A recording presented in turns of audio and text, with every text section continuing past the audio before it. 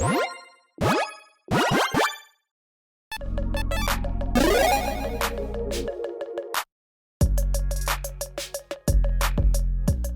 everyone, Mitch coming in with the Commander's Core Studio. Welcome to this show. So on today's episode, well, we have yet another quick take, another exciting spoiler from Lost Caverns of Ixalan. And without further ado, let's jump into it because this is a spicy one, a 1/5 human advisor. That costs 2 and a blue. So advisor tribal decks out there, get ready. I mean, I guess technically you could go advisor tribal with like persistent petitioners. Yeah, you could go in that direction. More than likely though, artifacts. The most popular theme on EDH Rec. I mean, I guess if you don't include like all the tribal decks together. Here we go. At the beginning of each player's end step, if an artifact enters the battlefield under your control this turn, look at the top 2 cards of your library, put one of them in your hand and the other into your graveyard. The amount of card advantage potential here is absurd. I mean, again, usually these days, Wizards tends to put a bit more restrictions on a few things when it comes to commanders especially. This says, again, at the beginning of each player's end step, so not just your own. So again, you've got a chance in a commander game to have 4 times that this happens. And again, it says an artifact enter the battlefield. It does not say non-token, and because of that, the potential for this commander is so much more than what it could be. Because yeah, I mean, there are ways to get artifacts into play that aren't tokens essentially on other players' turns, right? If you got someone with flash maybe, etc, maybe you blink something, whatever. That being said, because there isn't that token restriction, that really opens things up a ton. It makes it so easy for you to create an artifact potentially on every single player's turn. And again, when you're doing that, you essentially are, again, not drawing, you are getting a card out of the top 2 into your hand 4 times with each trip around the table. So that is basically, hey, 4 of the best cards out of the top 8 are going into your hand if you can set yourself up properly. And again, there's a ton of ways to set yourself up properly. There's a lot of great blue effects that work incredibly well with artifacts as well. So yeah, even though you are limited to blue, which thank goodness you are, because if this, say, was a Zorius, I don't even want to know what those games look like when you're playing against this deck and it has Smothering Tithe in the deck. Yeah, that's just gross. That's disgusting. But there are still some gross and disgusting things that you can do, even again with the mono blue restriction. So yeah, this is a commander that I think, again, many players out there, a lot of artifact loving players out there, because again, that is the highest on EDH Rec, the highest theme on EDH Rec. I can see players being like, yeah, let's try this one. Let's give it a wheel and see what happens. So if you are interested in this commander, make sure you check out that card list link in the description below. Now, with all that said, we're going to be jumping at the budget buys, cards that are less than $1, the price breaks, cards that are more than $1 that you should be considering for this commander. So now, let's jump into it.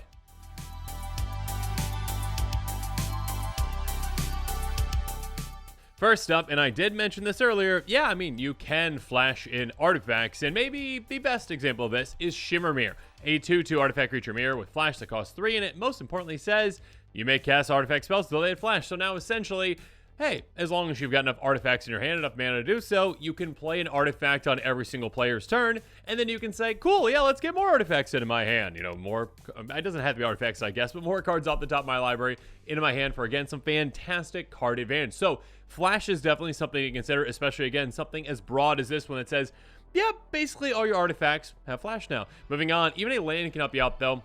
Hall of Tagsin. Tap for a colorless. You can filter mana if you really want to. You probably don't need to, though. You're in a monocolor deck. Most importantly, though, pay for a tap. You make a tapped Power Stone token. Now, that Power Stone token basically has, tap this mana can't be spent to cast a non-artifact spell. You can still obviously utilize it for, well, artifact spells, also abilities. But most importantly, again, hey, that Power Stone token is an artifact token. So basically for 4 mana plus tap this land, so kind of 5 mana, you could essentially get an extra trigger from your commander and saying, okay, yeah, I don't really have anything else going on. I need to kind of get something into my hand, get things going.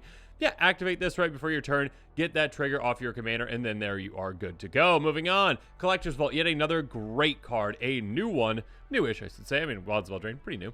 Artifact for 2, pay 2 tap, draw a card, discard a card, create a treasure token. So again, yet another way to make an artifact token at instant speed, essentially, whenever you need to. So yeah, loot, temporarily ramp with, your treasure token, and also get that trigger for your commander for some juicy card advantage. Moving on, prize statue. This one requires a little bit of work, but there's actually some other cards that kind of require the same work too, so you might want to build around this kind of effect. Prize statue, an artifact for 2, enters the battlefield, or it's put into a grave from the battlefield, create a treasure token. So essentially you are getting an artifact when this comes into play. Obviously you also get a treasure token to help temporarily ramp you as well, but also if you've got a way to sacrifice this perhaps for some value, there you go. You can get this on any player's turn then, that one-off effect to say, cool, all right, I made a treasure token, I get to ramp a little bit, and also I get that trigger for my commander. Moving on, Golden Foundry. This is one where you can kind of store it up and make it work when you need it to work. Whenever you cast an artifact spell, you get a charge counter on this. Move 3 counters from it, you get a 3/3 golem artifact reach token. So again, cast more and more artifacts, get more and more charge counters on this. And maybe you've got some proliferate effects in the deck depending on what you're doing with your artifacts. And then also, yeah, hey, take those off when you need them. Make those 3/3s. Maybe some combat tricks can happen with this as well. And also, again, just, yeah, utilize them to essentially draw cards on your opponent's turns. Not draw, again, technically off the top of your library, but you know what I mean. Moving on, Trail of Evidence. Depending on the build around this deck, again, how many artifacts you have, how many other kinds of spells you have, this one can be very fantastic. If you got some instant sorceries, champ for 3 mana, whenever you cast an instant sorcery spell, investigate, which again means, hey, you get a clue token. You pay 2, you sacrifice, you draw a card, so you're already getting some card advantage there. You also get some free card advantage again with your commander in play. Just when you cast an instant sorcery, you're also kind of cantripping as well. Moving on, Slag Stone Refinery. Again, like I mentioned with Prize Statue, 4 mana artifact. Whenever it or another non-token artifact you control from the grave of the battlefield, or spend exile from the battlefield, create tap Power Stone token. So again, yet another way to make those Power Stone tokens, artifact tokens, ones that can help you cast artifacts, and also again, just triggering your commander. So if you've got, again, a sacrifice out, perhaps a free sacrifice out for some artifacts, that can be a very, very, very good thing. Speaking of a sacrifice outlet, very specific though, Pentavis. A 0/0 enters with 5 counters on it for 7 mana. Pay 1, remove a counter from it. You make a 1/1 Pentabite artifact creature token. Very specific with flying.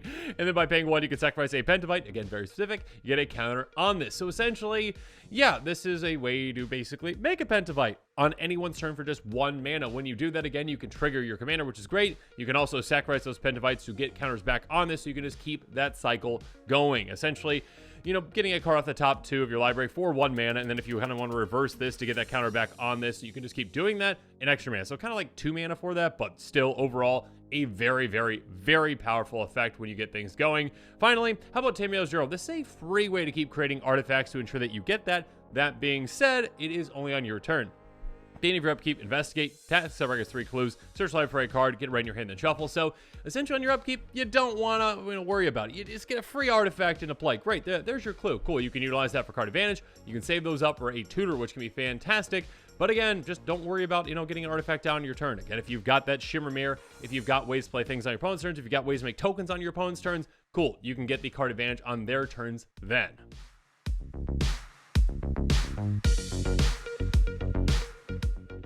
Moving on, though, let's talk about the pricier picks. Again, cards that are outside of my budget, above $1, but might be within yours. Let's talk about Liberator, Urza's Battlethopter. 1/2 flash flying. You may cast color spells and artifact spells, though they had flash.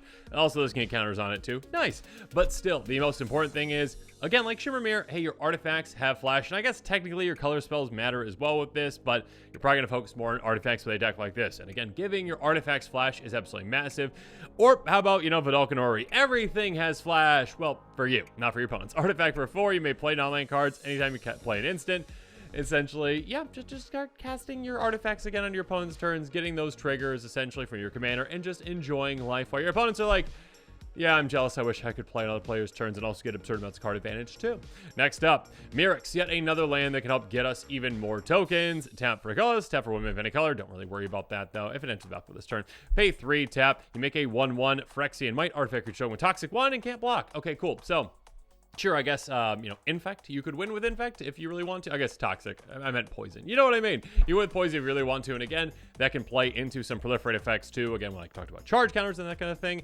Most importantly, though, again, basically 3 mana plus tapping this land. So kind of like 4 mana in total to, if you need to, make an artifact token, again, and get that card advantage from your commander. Next up, Retrofitter Foundry. A very low cost artifact for just 1 mana. You can untap it for 3. You can pay 2 to tap, make a servo. You can pay 1 to tap and sacrifice that servo to make a 1/1 Thopter. You can tap and sacrifice the Thopter, make a 4/4 construct. this is a great card to essentially say, you know what, I've got a multitude of ways to make different tokens and essentially pay different amounts for those tokens. And yeah, again, I can do this multiple times. And if I got a lot of mana rocks, which I probably do for this kind of a deck, can have a lot of mana, ensure that I essentially get my Commander's Trigger again and again and again. Next up, Spawning Pit. Sacrifice a creature, get a charge counter on this, pay 1, remove 2 charge counters from it, you get a 2/2, spawn artifact creature token into play.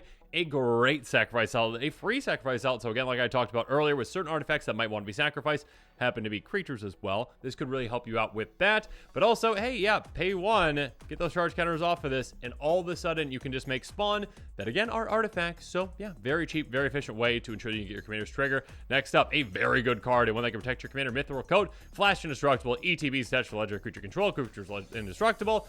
Yeah, again, a flash card. Again, not just ones like, Shivermere that just have flash and give flash, just ones that actually have flash to make sure you're considering those as well, especially ones that are this impactful. Again, protecting your commander instant speed, lovely. Also lovely, Fairy Artisans, just outside my budget, 5 cents. Anyways, a 2/2 flying Fairy Artificer. Whenever a non-token creature is battlefield under opponent's control, you get a token's copy of it, except it's an artifact. Then you exile all of the tokens.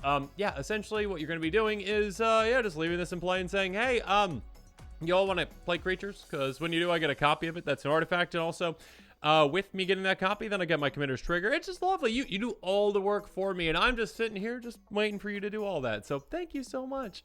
Also, Metallurgic Summonings. I wish this was budget-friendly again. $1.19, just so close. Whenever you cast in Source Spell, you get an XX Construct for extra the mana cost. Also, you can exile this if you've got no artifacts in play to get all your instant sorceries back from your grave to your hand. So again, like I mentioned earlier with Trail of Evidence, hey, if you've got enough instant sorceries, sure, consider cards like this as well to ensure that you can, well, meet those requirements, and make sure you're hitting this enough so it's actually worth it. If you don't have an instant sorcery in the deck, don't include this. It's not going to help you out at all. But now this episode is coming to a close. It's time for me to hear from you. So in the comments below, let me know what your thoughts are on this brand new commander. And I also should say, card in the 99 of certain decks out there. Again, if you've got Smothering Tithe in a deck and you get this into play and you're like, oh, cool. Yep, just a lot of free value for me. Because your opponents aren't going to play that too. Except for now, on top of getting that treasure token, you also get some card advantage too. So they might. I mean, paying 2 throughout the game is going to be a lot though for them. That being said, of course, again, artifacts is one of the most popular themes out there. I think the most popular theme on EDH Rec. And I can see this commander making a big wave because that's a lot of card advantage once you get things set up properly. So yeah, let me know in the comments what your thoughts are on this one. If you are interested in this commander, make sure you check out that card list link in the description below. Make sure you're staying tuned to this channel for more exciting quick takes and spoilers. And of course, as always, thanks again and have a good one. This show and episodes like this one are possible thanks to viewers like you. If you're looking for an easy way to help support this show, make sure that you like, share, and subscribe. Also, hit that bell notification icon so you don't miss any new episodes. You can also go check out our playmats and other merchandise at thecommandersquarters.com. We also have a ton of brand new t-shirt designs in stock, so make sure you check out those as well. Another easy way to support this show is with our TCG player affiliate links. So whether you're buying a deck or individual cards, you can use this general link right here or one in the description. And the final way that you can support this show is by supporting us directly by becoming a patron. There are many benefits to being a patron, and I truly couldn't do this without all of their support.